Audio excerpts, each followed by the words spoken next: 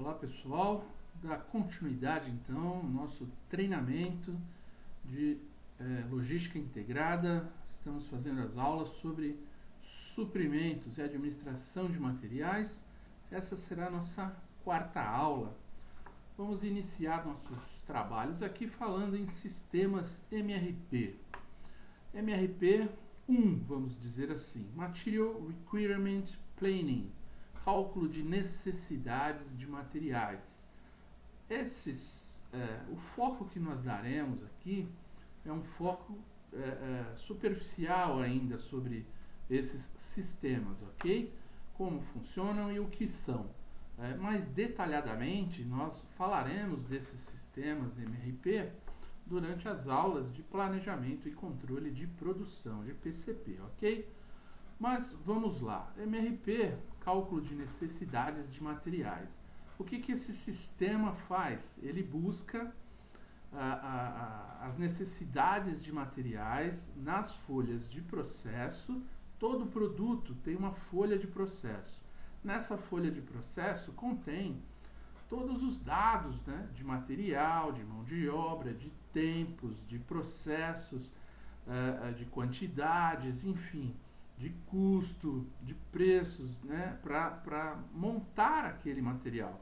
Essa folha de processo, ela abastece de informação, né, ela é realizada pela engenharia de produção, e ela abastece de informação o sistema MRP do PCP e o sistema de custos também, né, da área contábil, da área que cuida dos custos diretos, custos indiretos, custo padrão, vamos dizer assim. A folha de processo basicamente abastece o custo padrão.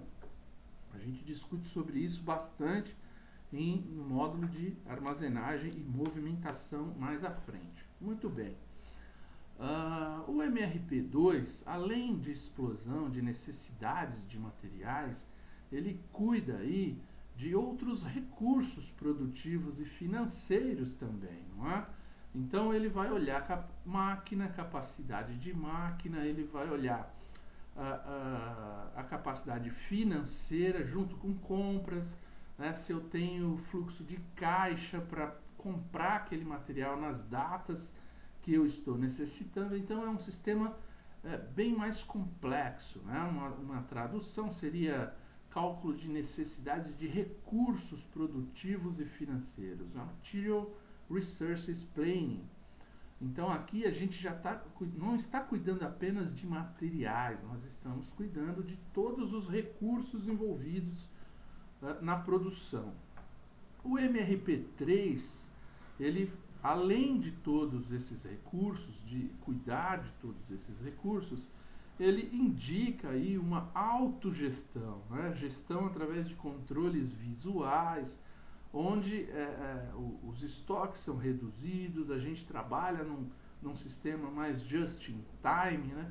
Just-in-time, só para recordar aqui, não é estoque zero, tá? Just-in-time é estoque o suficiente, exatamente o suficiente, ou seja, se eu tenho condições de abastecer a minha linha, os meus fornecedores têm condições de abastecer a minha linha de hora em hora, eu preciso de estoque apenas para uma hora. Se eu tenho uma condição de fornecedores que possam abastecer o meu estoque de dia em dia, então eu preciso de estoque de um dia. Mas se eu quiser aí colocar um estoque mínimo, não é? Para garantir que qualquer interrupção aí nos modos de abastecimento do meu estoque não cause uma parada de linha. Para isso eu preciso ter uma estrutura, não é, que funcione adequadamente também para absorver toda essa eficiência, todo esse processo de trabalho, né, de fornecedores, recebimento, armazenamento, fornecimento de material às áreas produtivas. Então o Kanban, aí, o MRP3, vamos chamar assim, ele já é um avanço não só tecnológico, mas também de processos, ok? Sistema de reposição automática. A gente já falou um pouco sobre isso, vamos só aprofundar aqui a coisa do sistema mesmo, né? TI, tecnologia de informação, trabalhando lado a lado aos processos e às pessoas, né? Se eu tenho lá um sistema que ele indica aquela reposição que eu devo fazer automática, eu todos os dias vou gerar lá um relatório que vai me indicar qual que é o estoque máximo de cada produto, né? Qual o cálculo, lembra o cálculo do estoque máximo, que é o estoque mínimo, mais o meu lote de reposição, que vai chegar ao ponto máximo, certo? Assim que chegar no ponto de reposição. Estoque mínimo, estoque de segurança, a gente já discutiu que são coisas diferentes, ok? Estoque mínimo são os dias que eu crítico, né? Aquele ponto crítico que eu quero colocar na minha operação e que quando chegar nesse item o estoque, o ponto de reposição já tenha sido acionado bem antes e o produto chegue na empresa, né? Mais desse mesmo item que está aqui no estoque mínimo, para que não falte, para que o estoque mínimo não seja utilizado. Ele é aquele ponto crítico mesmo do estoque, ok? E o estoque de segurança, que é o estoque mínimo, mais aquela quantidade suficiente que chega até o ponto de reposição. Isso é um estoque de segurança. A hora que está lá no estoque mínimo, mais o ponto de reposição, a quantidade que chega até o ponto de reposição, recebe o nome de estoque de segurança. O lead time e o lote econômico de compras. Tudo isso está embutido dentro desse sistema de reposição automática. O lote econômico de compras é uma maneira de calcular o lote de fornecimento, não é? A quantidade que a gente quer receber por entrega. Isso é popularmente chamado de sistema de duas gavetas, ou seja, eu tenho duas gavetas cheias de um determinado material, um exemplo figurativo apenas. A hora que eu utilizo uma gaveta, na hora que eu vou partir para a segunda gaveta, na hora que a primeira gaveta chega ao ponto zero, eu vou partir para a segunda gaveta, eu já disparo uma requisição de compras. Ou seja, antes de eu usar toda a segunda gaveta, uma nova gaveta de material já chegou. E aí eu só vou comprar uma próxima quando eu acabar essa segunda, porque a primeira já está cheia. Esse é o pensamento sistêmico desse sistema de reposição automática, ok? Chamado aí de sistema duas gavetas. Muito bom. Isso é só para a gente ter uma ideia do que é o MRP, como ele funciona, para que ele serve, ok? Quais são as derivações dele. Mais para frente a gente aprofunda isso, como eu disse, no módulo de PCP. Vamos aqui voltar então às análises das requisições de compras. O que nós vamos verificar quando recebemos uma requisição de compras?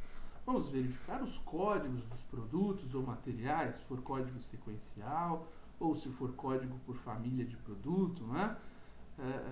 Nós precisamos saber se os códigos estão corretos e as descrições batem com aqueles códigos. Normalmente, como o próprio sistema faz esse julgamento, né, de código e descrição, preenchendo automaticamente a descrição, é uma verificação basicamente visual aqui. Verificar as descrições e especificações técnicas dos produtos ou materiais. O que acontece aqui? Às vezes nós temos a descrição do produto de forma bem reduzida, e na requisição existe um campo onde são colocadas outras especificações, né? Ou seja, aquelas observações que o usuário, o requisitante, adiciona para facilitar o trabalho de suprimentos e para que ele receba o material de acordo com as características técnicas que ele gostaria de receber. Isso aqui são mais informações para auxiliar na identificação correta, especificação correta dos materiais, ok? verificar os prazos solicitados pelos requisitantes, ou seja, toda requisição ela já vem pré-datada, né? Ou seja, o usuário ele sabe quando ele vai precisar daquele material. Ele coloca um prazo ali. O que nós precisamos verificar? É se esses prazos eles são possíveis, se eles são atendíveis, não é? Precisamos saber se temos fornecedores com capacidade para atendê-los. Se não tivermos, temos que, após as negociações, informar ou até mesmo antes das negociações, informar aos usuários qual que é o prazo possível, né, do pretendido por ele, o qual que é possível, para ver se ainda aquele material será necessário ou não.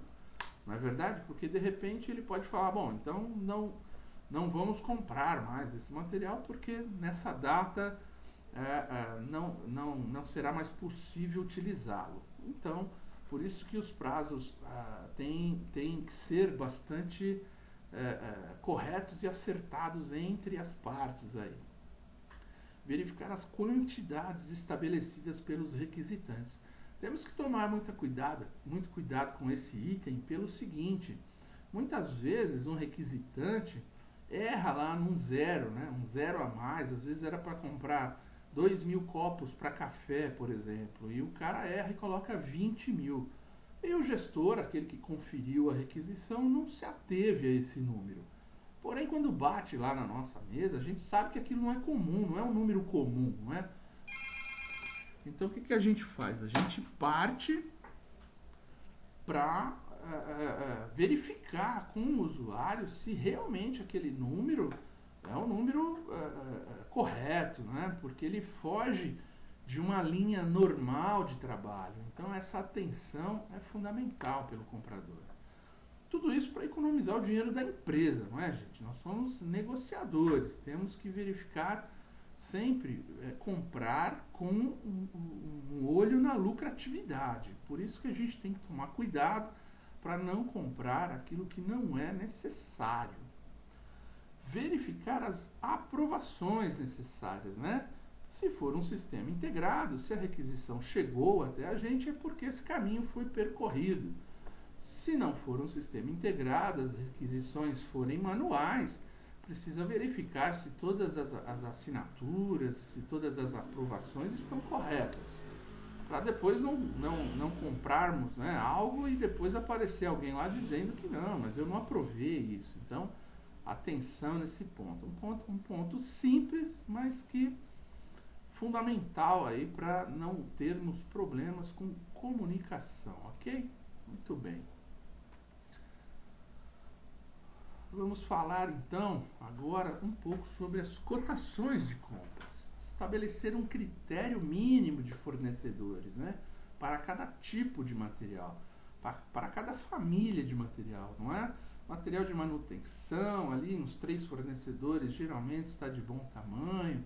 Material improdutivo também, material produtivo, né, matérias-primas, aquilo que fornecedores que precisam ser antecipadamente aprovados, né, pela área técnica. Então, se tivermos materiais exatamente iguais de todos os fornecedores, quantos fornecedores existirem, né, talvez limitar aqui em função de quantidades, de preferências, de parcerias, de contratos, enfim. Aqui pode ser um fornecedor, como podem ser 10, né? Aqueles itens mais importantes, mais caros, mais dispendiosos, na verdade, onde é colocado mais dinheiro. Vincular fornecedores qualificados a materiais aprovados, né? Então, aquilo que a gente falou aí um pouco antes. Se eu tenho alguns fornecedores que já são considerados qualificados, que economizam no meu processo de conferência, de recebimento, de inspeção técnica, né, físico, química, enfim, e esses materiais já estão aprovados, pré-aprovados, eu vou tentar deixar, né, a maior parte dos itens mais de maior consumo vinculados a esses fornecedores, para agilizar o trabalho de todo mundo, né? Uma vez que esses fornecedores qualificados e de grande vulto, né, de grande fluxo de materiais, a gente acaba negociando contratos de longo prazo, né, e não necessariamente, ou até mesmo negociações mensais, mas eu não fico negociando isso todo santo dia, não é? São materiais que têm um fluxo normal, então eles são fornecedores qualificados e materiais pré-aprovados. Informações adicionais, como padrões de horário de recebimento, locais de entrega, dias de pagamento, entre outras. Tudo isso é importante colocar na quitação, porque às vezes o nosso financeiro estabelece lá uma regra que ele só faz pagamentos às sextas-feiras, por exemplo. Então o que a gente tem que fazer? A gente tem que colocar na nossa cotação qual é o prazo de entrega que a gente quer e essa informação. Olha, o prazo é 30 dias da data, né, de recebimento. Pagamento 30 dias da data de recebimento. Mais a semana, mais na sexta-feira próxima. Então, assim, essas informações são super importantes.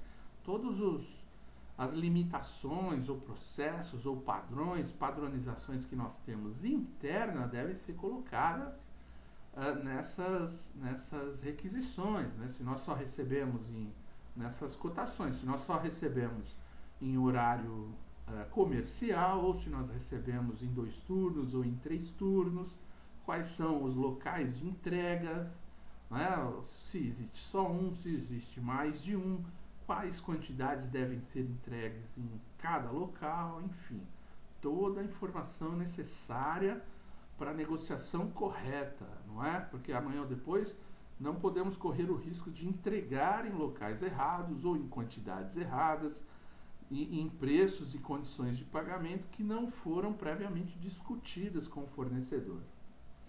Ferramentas utilizadas para envio. Bom, aí cada empresa tem a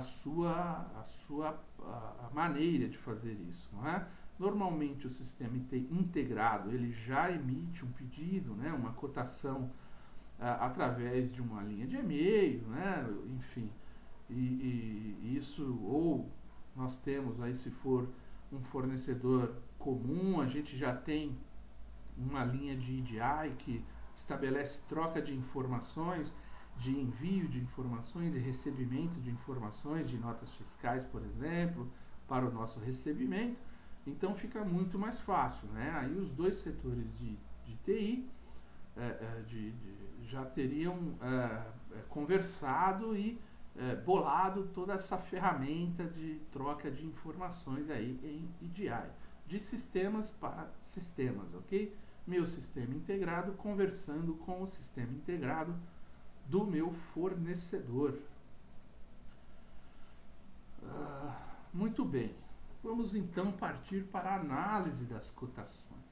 O que nós vamos verificar? Se todos os dados do fornecedor foram preenchidos ou alterados corretamente. Endereço, CGC, né, telefones, contatos vive mudando, né? Então, uma manutenção muito importante aí. Quando a gente emite as cotações, é bom que do outro lado tenha a informação sobre o contato, não é? É uma forma de você valorizar as pessoas que estão envolvidas, é uma forma de você procurar ser o mais assertivo, saber com quem você está falando, isso é importante. Vamos analisar também os preços, os prazos de pagamento, a valor presente sempre, né? Por isso que é importante aqui algumas aulas nossas de matemática financeira, que veremos mais para frente, lote mínimo estabelecido pelo fornecedor, prazo de entrega, validade da cotação, entre outros. Importantíssimo esse item aqui de validade da cotação, tá, gente? Porque, de repente, a gente faz uma cotação com alguém, guarda aquilo ali durante uma semana e depois volta a conversar com a pessoa e fala, ó, e aquele preço lá? Mas, às vezes, o material ele tem cotação em dólar, por exemplo. Então, o preço muda de um dia para o outro. Aquela cotação não tem mais validade. Portanto, é importante colocar essa informação para que o fornecedor ele coloque essa informação na cotação para a gente, tá? Todos esses são campos, não é, que nós vamos colocar nas nossas cotações, né? Preço, prazo de pagamento, lote mínimo, se existe, né, do fornecedor, o prazo de entrega, a validade da cotação, entre outras informações que desejamos, para que o fornecedor preencha essa informação e nos devolva a cotação. A cotação é quase que um contrato, não é isso? Então, ela tem que estar com todos os dados preenchidos pelo próprio fornecedor. Comparar condições atuais informadas nas cotações com as últimas compras realizadas de cada item. Super importante, não é? Para ver se não mudou nada, se o cliente, o fornecedor, aliás, não mudou preços, condições de pagamentos, lotes, validade de cotação, entre outras, que ele pode alterar e na cotação ele deixa claro. Então é importante a gente ter essa comparação visual com as cotações anteriores para saber se continua dentro do mesmo critério de negociação. Negociar descontos, não é? Através do que? Tamanho de lote, se o nosso lote é um lote considerado grande, se o nosso consumo, né, qual é o tamanho do nosso consumo dentro do faturamento total do nosso fornecedor, se nós somos um cliente importante para ele, qual é o nosso tamanho dentro da estrutura dele de vendas, para que a gente tenha condições de pedir descontos, né? Negociar sempre, lógico, pedir desconto sempre, melhorar prazos de entrega, prazos de pagamento, entre outros. Então, às vezes, nós não conseguimos reduzir o preço, mas a gente aumenta o prazo de pagamento. Isso dá um fôlego tremendo para o nosso financeiro, não é verdade? E com isso a gente ganha. Também é lucro você conseguir prazos de pagamento maiores, ou seja, você estará recebendo dinheiro dos seus clientes, vendendo com prazos de pagamento menores, você vai ter condições de pegar esse dinheiro e fazer aplicações financeiras ou investimentos para que pague somente para frente aquilo que você comprou. Super importante, não é? Faz uma diferença grande no final do mês, no bolso da empresa. Definir melhor a opção de aquisição e criar ordens de compras para aprovação. Então, as opções de aquisição, né, quais são os fornecedores, né, que já são pré-aprovados, que já têm uma qualidade dentro das expectativas, que eu posso reduzir custos, ele tem lotes mais flexíveis, ele tem horários mais flexíveis, eles nos atendem com mais assertividade, enfim.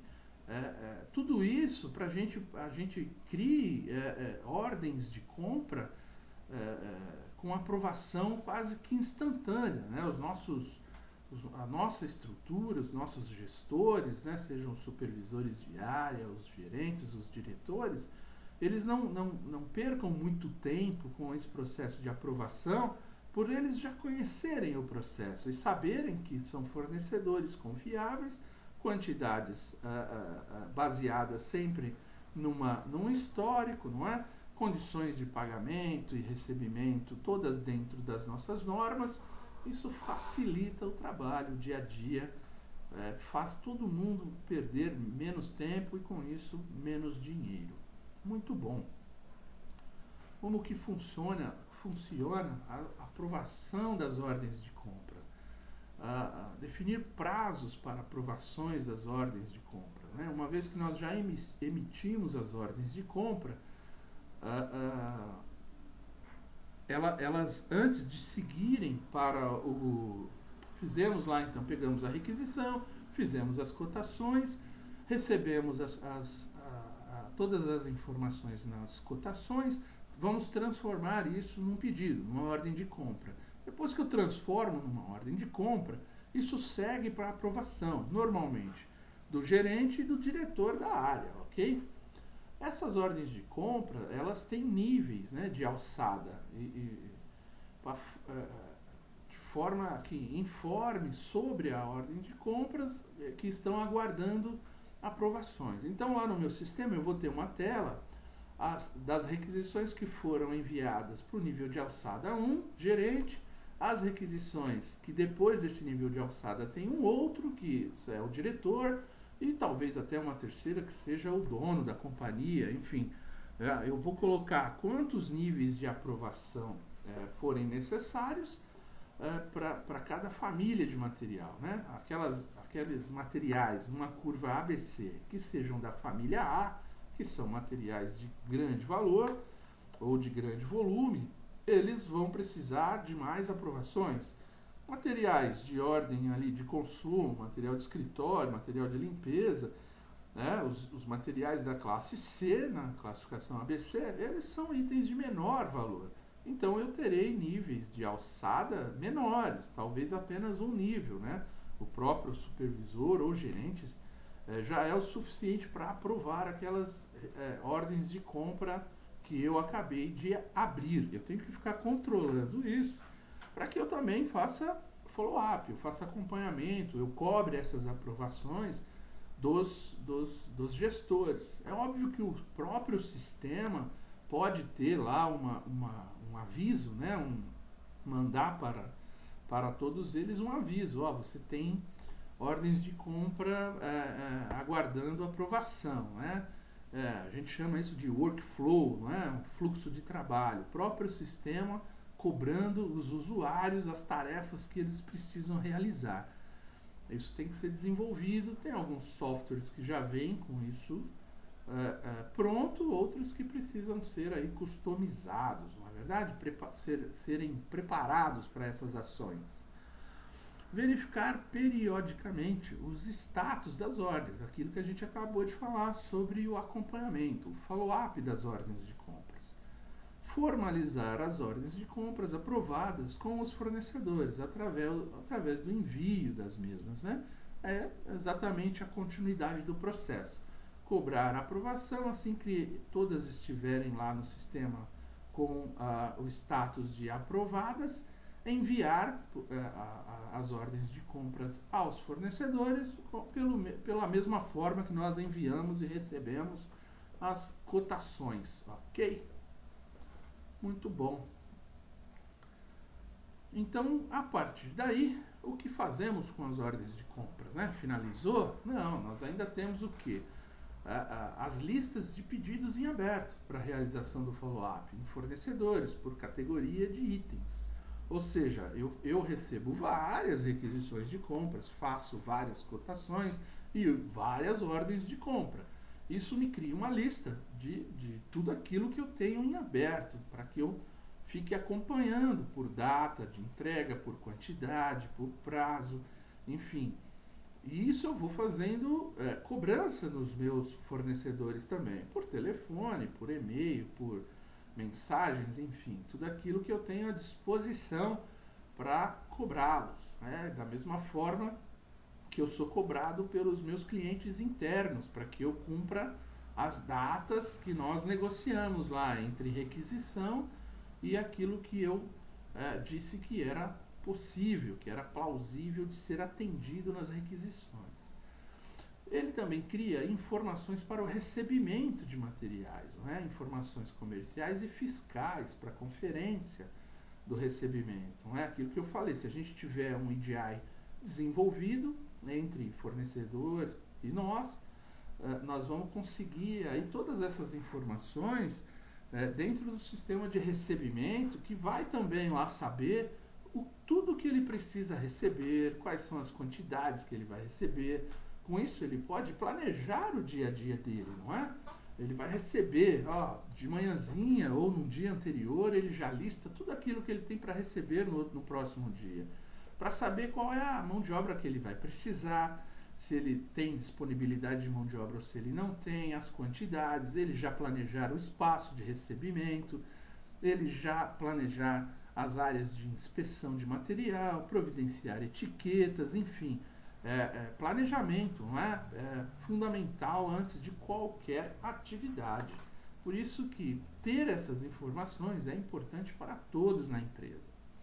Cria projeções também para o fluxo de caixa, ou seja, como a gente falou lá de MRP3, além de olhar todos os recursos, as minhas necessidades de recursos, eu também começo a enxergar o fluxo de caixa. Se eu tenho recebimentos, eu obviamente vou ter pagamentos, e esses pagamentos eles já têm lá na ordem de compra a data de pagamento, né? Como eu vou pagar. Então isso também dá condições ao nosso financeiro de fazer o planejamento de fluxo de caixa. Super importante, não é? Para saber se eu terei dinheiro para pagar aquilo, porque às vezes o diretor financeiro vem lá e fala, olha, vocês vão precisar desse material mesmo? Não? Então, por favor, atrase um pouco a entrega, porque o nosso fluxo de caixa vai ficar comprometido, enfim. Super importante, planejamento. Planejamento sempre é importante.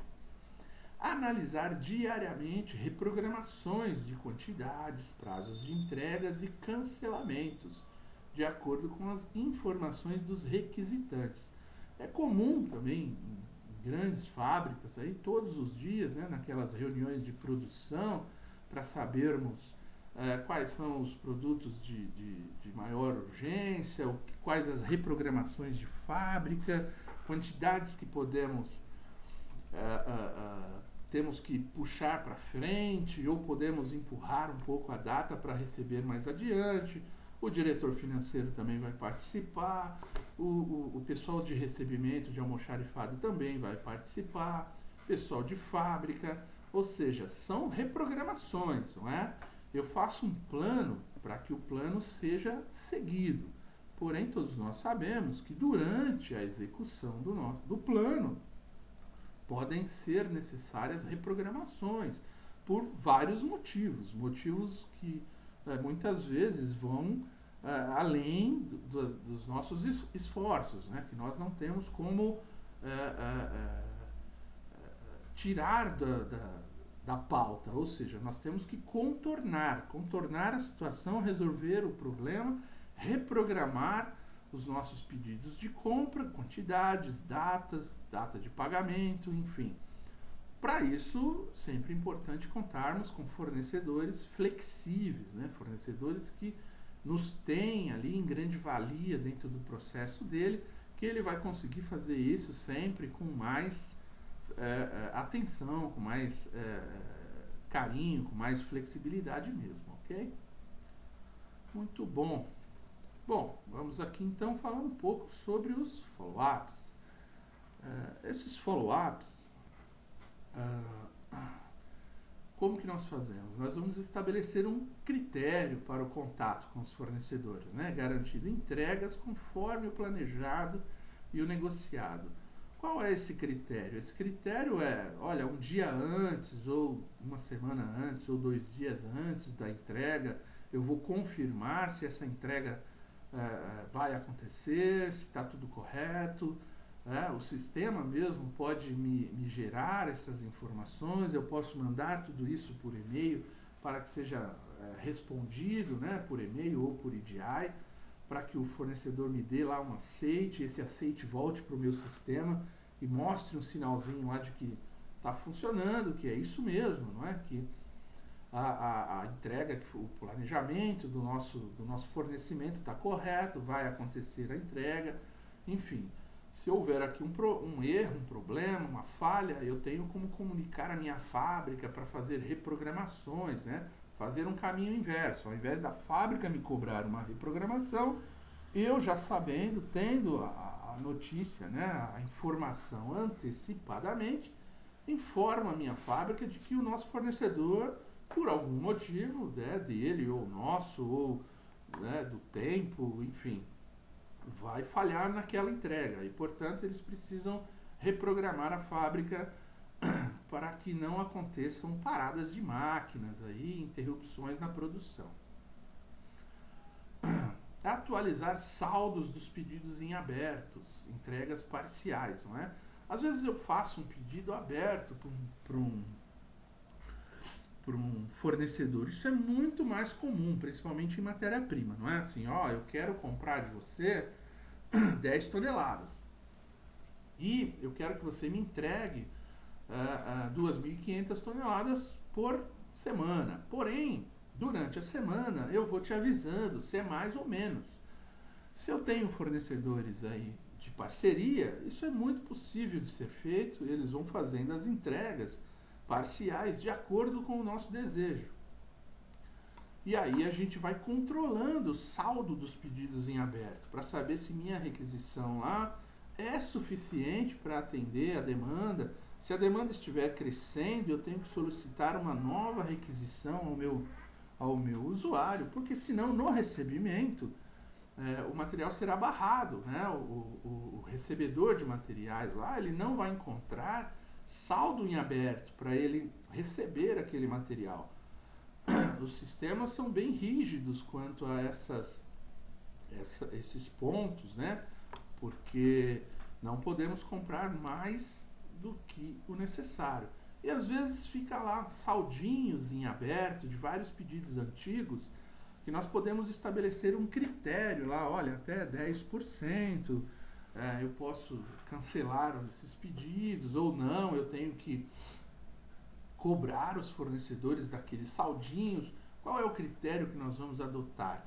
Junto às ordens de compras com saldinhos, né, pequenos saldos lá em aberto. Né? Então, para isso, eu posso encerrar as ordens, não posso encerrar as ordens, como é que eu faço? Isso, o nosso recebimento pode fazer diretamente, tá? Se eu tenho um critério, o cara já entregou 90% do pedido, ok, tá? 10% pode ser cortado porque estava dentro do estoque de mínimo, estoque de segurança, enfim, o que valha. Informar os requisitantes sobre as alterações das entregas previstas, né? Com antecedência. Aquilo que a gente já falou um pouco sobre planejamento. Se eu tenho a informação, eu passo a informação para os meus clientes internos para que eles possam alterar o planejamento, a programação diária, né, de tudo aquilo que precisa ser alterado. Geralmente produção. Reprogramar quantidades, prazos ou substituir fornecedores quando necessário. É aquela compra, né? Aquele pedido de compra que nós colocamos com o fornecedor, que por algum motivo não recebeu lá a matéria-prima dele, não conseguiu produzir, teve um problema de enchente, teve qualquer problema que ele tenha, que ele não consiga nos entregar o material combinado. Para isso, eu tenho que ter mais fornecedores desenvolvidos, não é? Eu não posso parar minha fábrica. Eu tenho que ter aqueles fornecedores que sempre querem entrar no negócio, né? Eles não entram por algum motivo, ou porque não tem o prazo, ou porque não tem a confiabilidade ainda, ou porque não tem o preço dele é um pouquinho maior do nosso atual fornecedor, mas eles têm condições de substituir numa eventual necessidade, ok? Esse tipo de parceria é um pouco mais difícil, né? Porque os fornecedores, eles querem fazer vendas lineares, né? Eles não querem ficar trabalhando como steps, né? Eu tenho um problema, eu compro dele só quando eu tenho um problema. Por isso que é importante, né, aqui uma observação, comprar daqueles fornecedores que nos dão as melhores condições, 90%, 80% daquilo que a gente precisa. E os outros 20% em fornecedores alternativos, para manter todos eles próximos de nós, não é? Se o material for similar, a utilização for a mesma, né? A ficha técnica do produto, o produto não se altera com um fornecedor ou com outro fornecedor. Então devemos sim sempre 20% aí distribuir para outros fornecedores ou pelo menos um outro fornecedor, para que nessas horas de reprogramação a gente tenha a parceria com mais de um, não é? É óbvio que em alguns casos específicos, quando existe apenas um Nós vamos fazer contratos rígidos de fornecimento, onde podem caber multas aí, podem caber cobranças, né, aos fornecedores caso eles não atendam. Então, o próprio fornecedor terá aí que desenvolver alguma ferramenta que contorne a situação. Mas, em geral, é bom que nós também nos antecipemos a esse tipo de problema, né? Antecipação e planejamento, mais uma vez aí, não faz mal para ninguém. O histórico de compras. O histórico de compras, como vimos lá nas cotações, através das cotações anteriores, nós verificamos se a cotação atual está semelhante, se não teve nenhuma alteração. O histórico de compras é a mesma coisa. Ele vai manter lá todas as últimas compras daquele produto, por fornecedor, por período, para que a gente possa fazer aí comparativos, né? Entre tempos, comparativos entre fornecedores, entre produtos, enfim.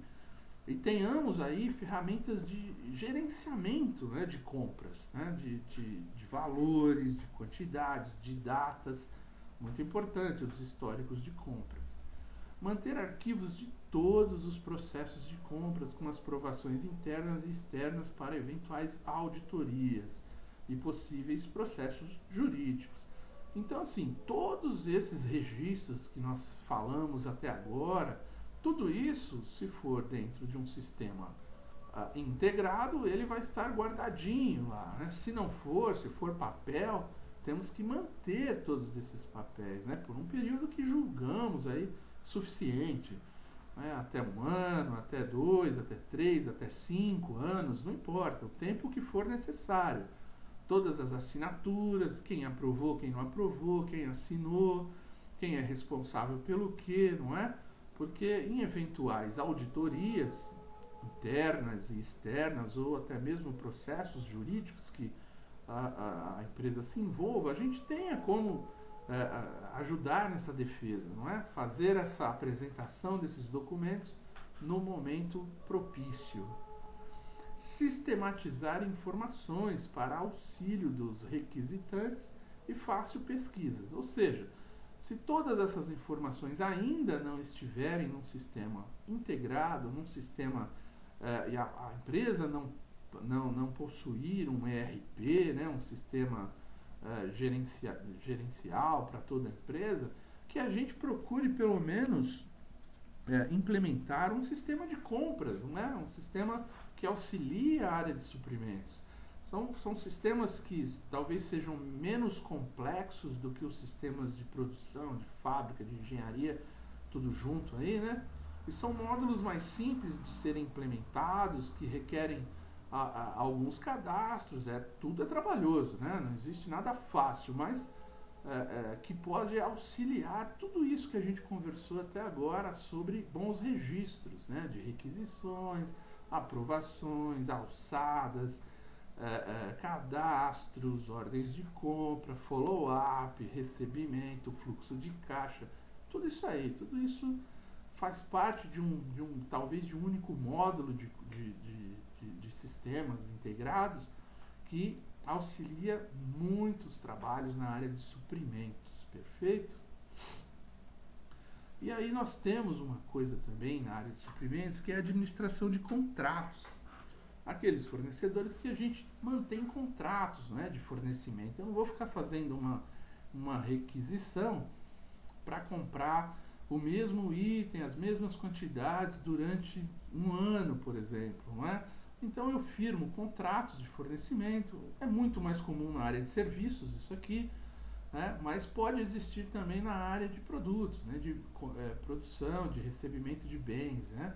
Não só de serviços. O que nós vamos administrar nesses contratos, né? Primeiro, estabelecer um critério de responsabilidade de suprimento sobre contratos.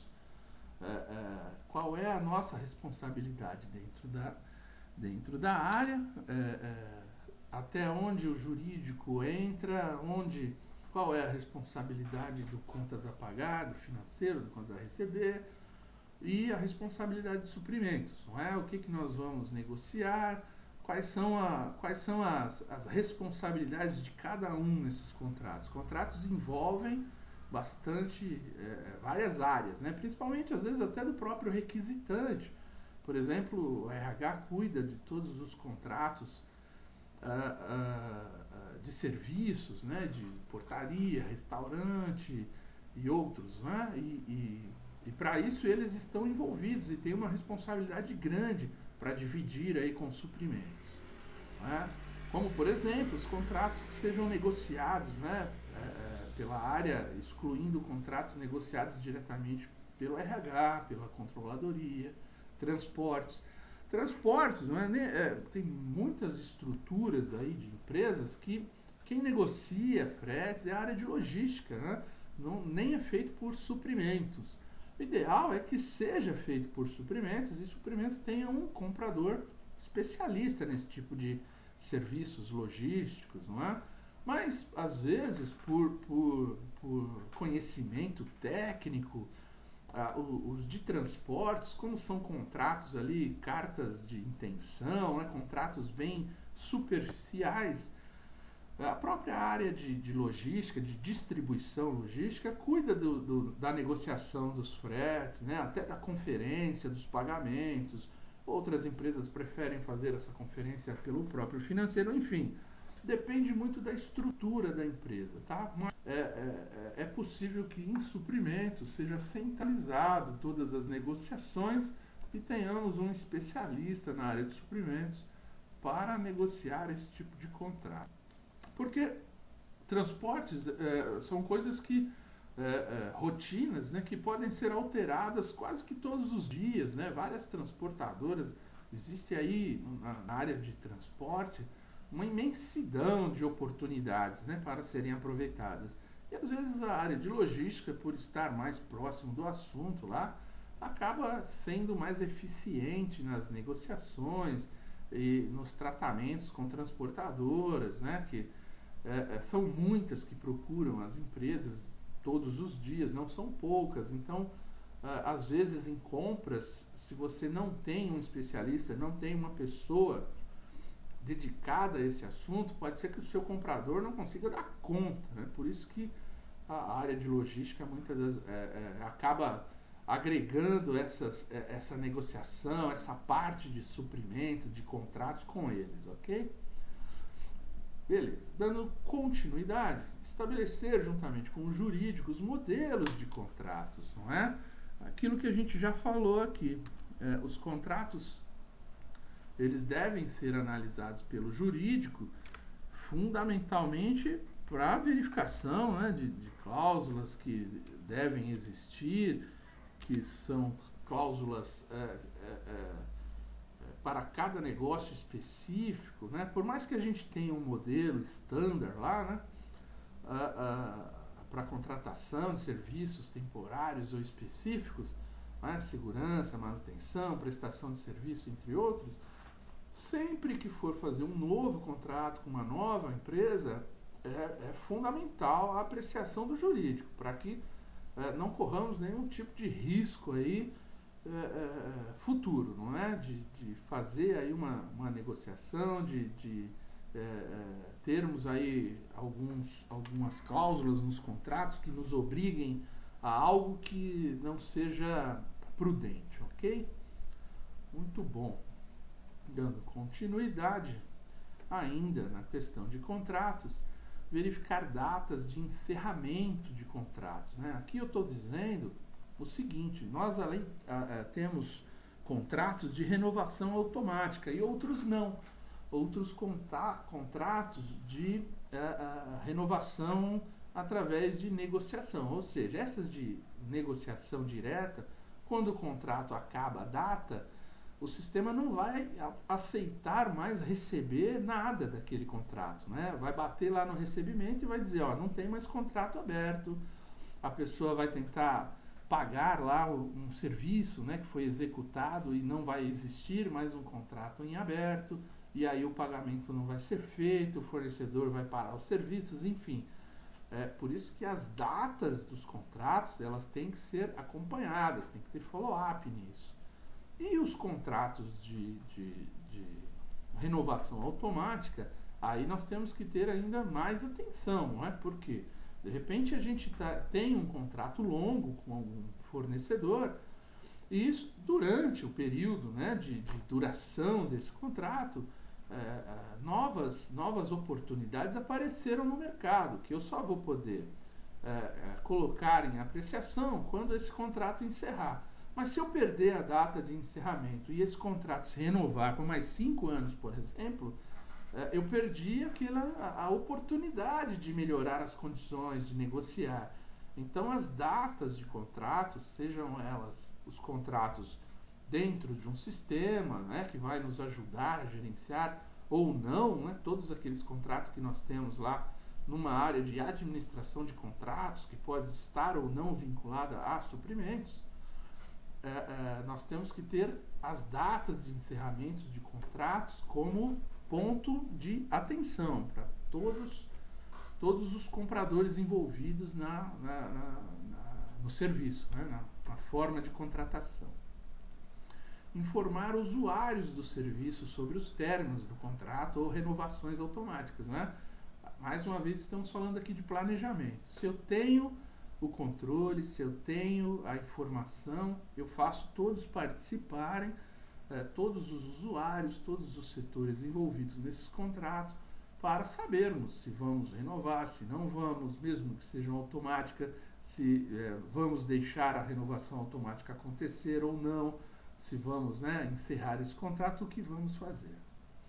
Negociar adendos, cancelamentos e alterações dos contratos, não é? Geralmente também, né, nós vamos ter aí algumas condições, por algum motivo, nós vamos ter que diminuir as quantidades acordadas num contrato. O que eu vou precisar fazer? Uma nova negociação. Contratos são feitos para serem cumpridos, porém, sempre que houver possibilidade, houver cláusula nos contratos, prevendo, né, que em função de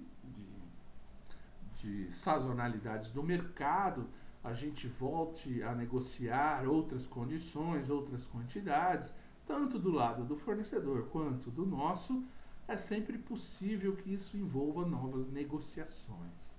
Por isso que é importante conter essas cláusulas, ou pelo menos negociar com os fornecedores, para que essas cláusulas de futuras alterações possam acontecer.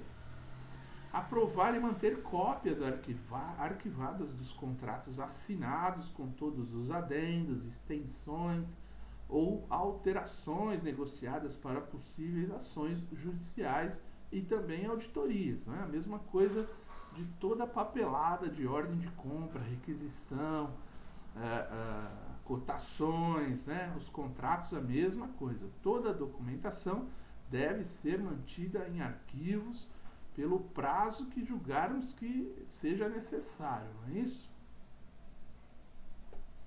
Muito bem, muito bem, muito bem. Compras do sistema Just-in-Time. Como funciona isso no dia a dia, né? As características principais são lotes reduzidos, não é? Toda vez, o que é um sistema Just-in-Time? Uma vez que o estoque foi puxado pela fábrica, nós vamos puxar o nosso fornecedor. Então ele vai, sempre que aquele lote for retirado do local que está, nós precisamos de um novo lote para colocar lá. Isso nos induz, nos leva a ter lotes cada vez menores de compras, né? Nós vamos aumentar a quantidade de recebimentos, vamos ter aí um recebimento mais frequente, um tempo de ressuprimento, né, ou um tempo de suprimentos baixo, não é? Porque o lead time vai ter que ser bem pequeno para que o nosso estoque seja o menor possível, nunca zero, o menor possível, o suficiente para atender a demanda.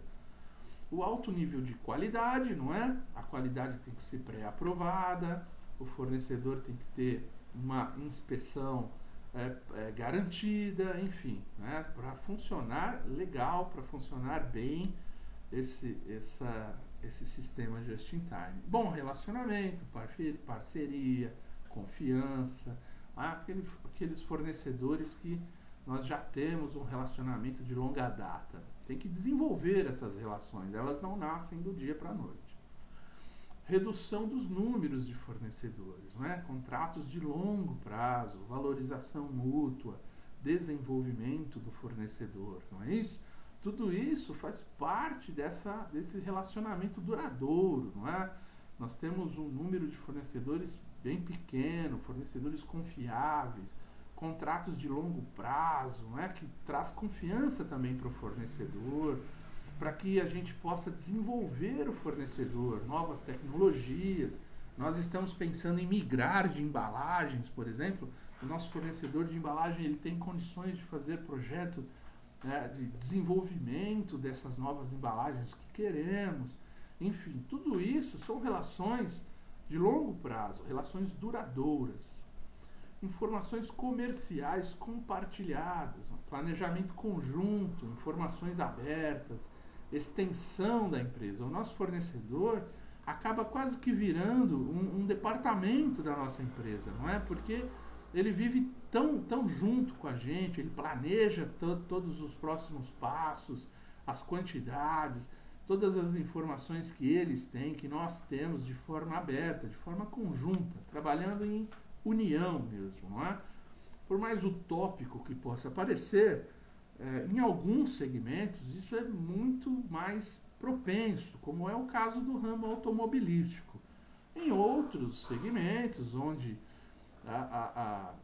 a clientela, os fornecedores são mais pulverizados, isso é mais difícil, mas se você tem uma empresa com essa cultura, você pode começar a levar essa cultura para o mercado e, quem sabe, desenvolver melhor, mesmo que não seja 100%, mas pelo menos se aproxime desses conceitos, dessas ideias, dessas propensões, aquilo que a gente deseja para o futuro. Informações de projeto compartilhadas, evoluções técnicas, modificações de projeto, tudo aquilo que a gente faz de investimento em novos testes, em novos projetos. Às vezes o desenvolvimento de produto do nosso fornecedor, atuando junto com os nossos desenvolvedores de produtos, podem contribuir uns com os outros para melhores soluções, não é isso? Isso ajuda a todos, faz todo mundo ganhar, não prejudica ninguém. Honesto, todos aqueles fornecedores, todos aquelas pessoas envolvidas em toda a cadeia produtiva, logística e financeira, que tenham por objetivo, que tenham como característica essa honestidade comercial, essa relação de ganhar com a lucratividade e não apenas de olho naquele lucro momentâneo, aquele lucro de uma única venda, não é isso? Redução no custo de aquisição, localização de fornecedor, sistema in-home, through the wall, cooperativa, ou seja, através da parede, o through the wall, aqui aquele fornecedor que a gente trouxe para dentro das nossas instalações, sistema in-home, que é a mesma coisa, eu tenho um fornecedor lá que está dentro da minha linha de produção, me fornecendo material, às vezes até mão de obra direta na parte que o valha, da instalação do produto dele, no meu produto, na linha de produção, enfim, tudo isso super importante quando falamos de sistema just in time, Não é somente o produto em si, tem todo esse relacionamento por trás da performance, do dia a dia. E os KPIs, os Keep Performance Intelligence, ou indicadores, indicators, aquilo que a gente procura estabelecer entre os fornecedores e nós, dentro dos contratos ou não, mas que exista pelo menos um contrato informal para que a gente possa cobrar, olha, indicadores de descontos que eu consegui, esses são mais internos, como eu valorizo a minha equipe de negociação dentro da minha gerência, da minha diretoria, como que eu faço esses essa valorização dentro do nosso contexto, evidenciando o trabalho que Suprimentos desenvolve, na verdade, indicadores de valores economizados com o desenvolvimento de materiais alternativos ou com o firmamento de contratos, parcerias com fornecedores que levam, né, a todo esse ganho de perspectiva, de valores futuros, de desenvolvimento de processos, produtos, indicadores sobre prazos de pagamento, né? Aquilo que a gente falou, às vezes não conseguimos um preço, mas conseguimos prazos muito melhores, o que contribui também para a lucratividade.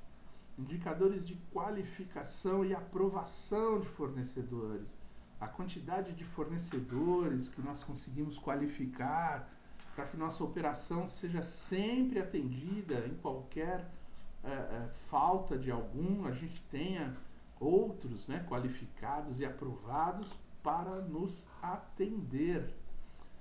É isso aí, gente. Bom, agora, na próxima aula, nós já vamos entrar um pouco no assunto sobre compras internacionais. Até aqui eu agradeço. Obrigado. Até breve.